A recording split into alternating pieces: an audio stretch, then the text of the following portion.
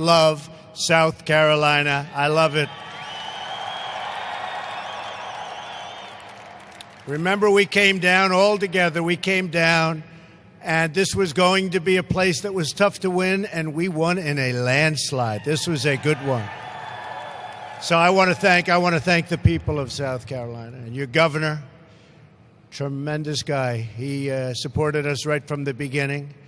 So I'd like to thank Governor McMaster for the incredible job. He's right here someplace. Thank you very much. You have been fantastic. And I have to say also, that is one beautiful airplane.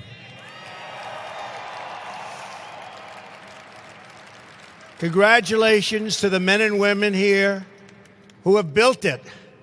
What an amazing piece of art. What an amazing piece of work. Thank you, Dennis, for the invitation to be with you today. You know, in the old days when I made this speech, I got paid a lot of money. Now I have to do it for nothing, so. Not a good deal, but that's okay. We love it. It's wonderful to be back in South Carolina, especially with your new governor. Where is Henry? He's around here someplace. Where is he? Stand up, Henry. Proud of you. He helped us so much.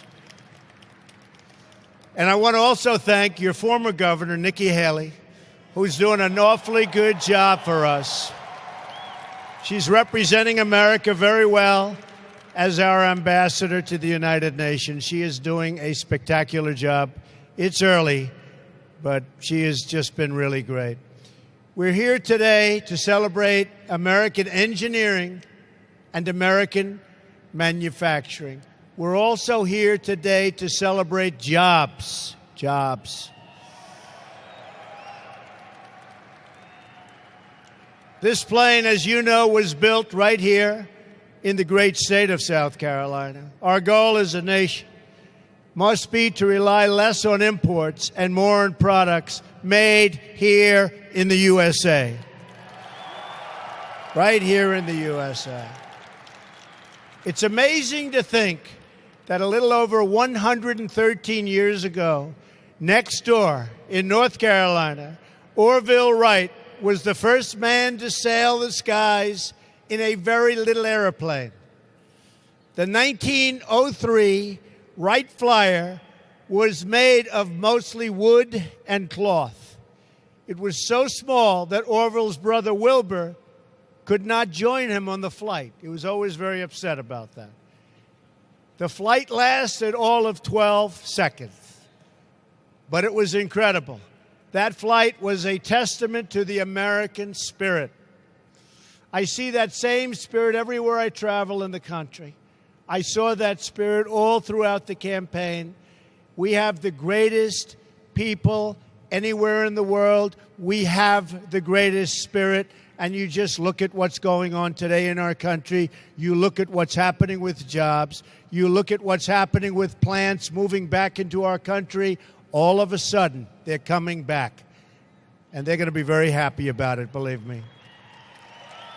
They're going to be very, very happy.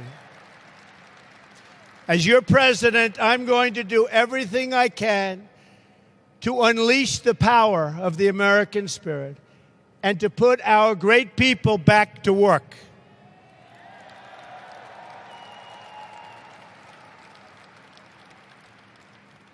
This is our mantra: buy American and hire American. We want products made in America, made by American hands. You probably saw the Keystone Pipeline I approved recently, and the Dakota. And I'm getting ready to sign the bill. I said, where is the pipe made? And they told me, not here. I said, that's good. Add a little sentence that you have to buy American steel. And you know what? It's the way it is. It's the way it's going to be. We are going to fight for every last American job. We've come a long way since the Wright brothers and their first flight more than a century ago. Your plane is made of carbon fiber. It seats 330 passengers. It's 18 feet longer than the previous version of the 787. And this airplane can fly for half a day before it touches the ground.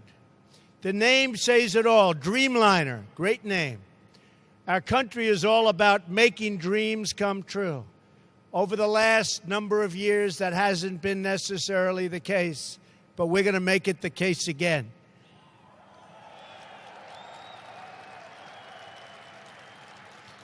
That's what we do in America. We dream of things and then we build them. We turn vision into reality, and we will be doing a lot more of that, believe me, in the months and years to come.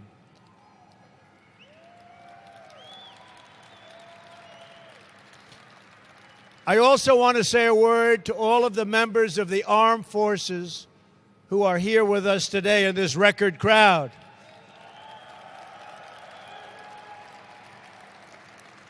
South Carolina has a long, very, very proud military tradition and history.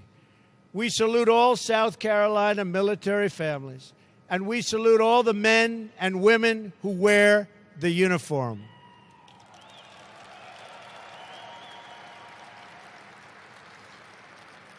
We are going to fully rebuild our military. By the way, do you care if we use the F-18 Super Hornets? Or do you only care about, what do you think? Well, thought that was a Super Hornet. We are looking seriously at a big order, and we'll see how that, the problem is that Dennis is a very, very tough negotiator, but I think we may get there.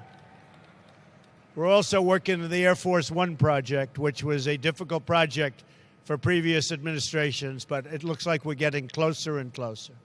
And we're going to ensure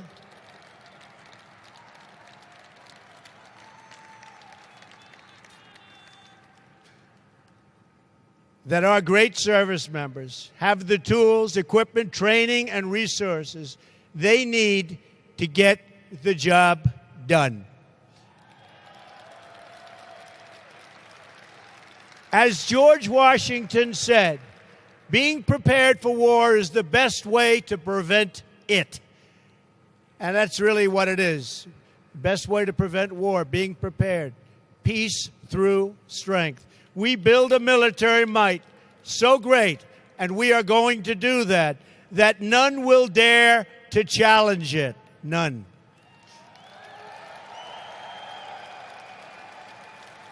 We will ensure our men and women in uniform have the latest, the most cutting-edge systems in their arsenal. Right now, it's not that way. It will be that way very, very soon, believe me. You will be an important player in this effort. Boeing has built many important aircraft, including, as I said, the F-18 Super Hornet, the F-15 Strike Eagle, and the Apache helicopter, just to name a few. And I'm being very, very serious. The new Air Force One, that plane, as beautiful as it looks, is 30 years old. Can you believe it? What can look so beautiful at 30? An airplane. I don't know. Which one do we like better, folks? Tell me.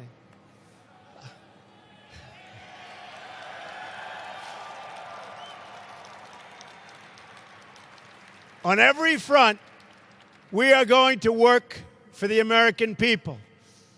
Nowhere in our focus is, and I mean this so strongly, and our focus has to be so strong, but my focus has been all about jobs. And jobs is one of the primary reasons I'm standing here today as your president, and I will never, ever disappoint you, believe me.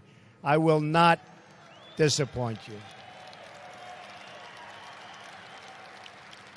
I campaigned on the promise that I will do everything in my power to bring those jobs back into America.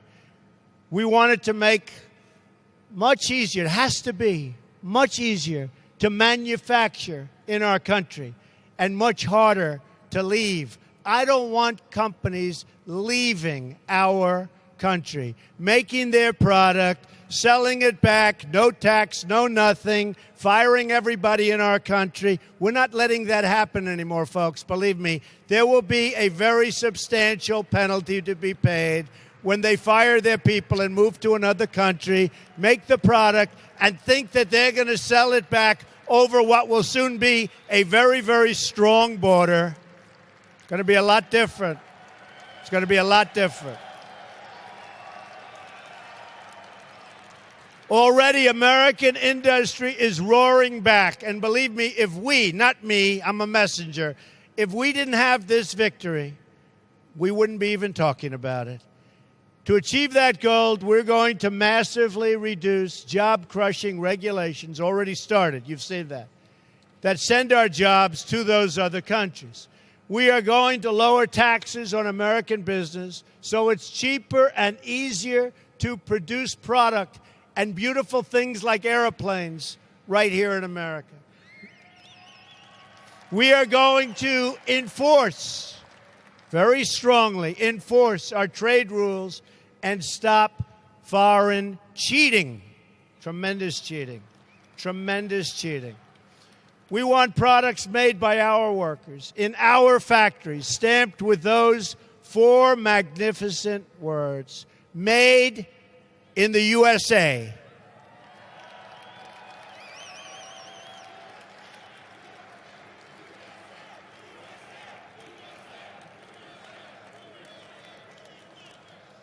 Since November, jobs have already begun to surge. We're seeing companies open up factories in America. We're seeing them keep jobs at home. Ford, General Motors, Fiat Chrysler, just to name a very, very few. So many more already.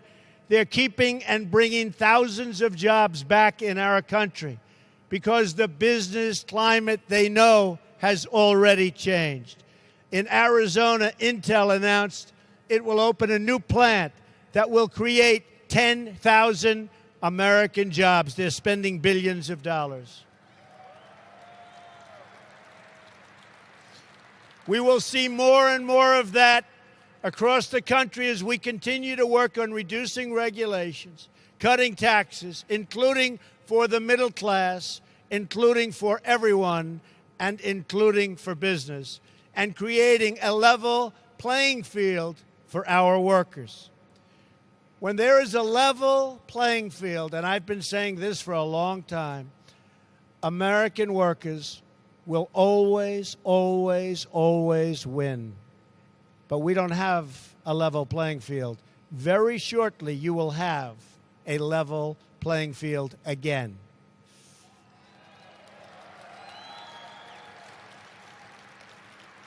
Because when American workers win, America as a country wins. Big league wins. That's my message here today. America is going to start winning again, winning like never, ever before.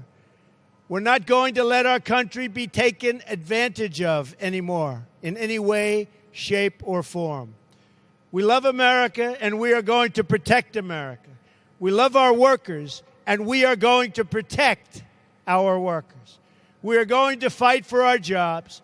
We are going to fight for our families. And we are going to fight to get more jobs and better paying jobs for the loyal citizens of our country. Believe me. You've heard me say it before, and I will say it again. From now on, it's going to be America first.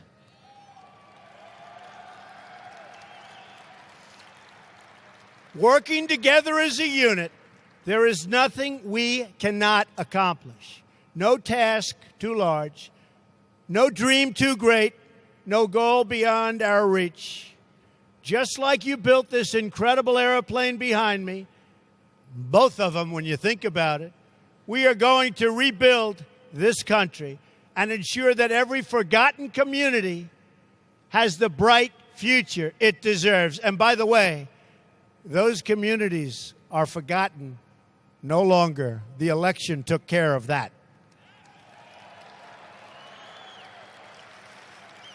And we will pass on to our children the freedom and prosperity that is their American birthright.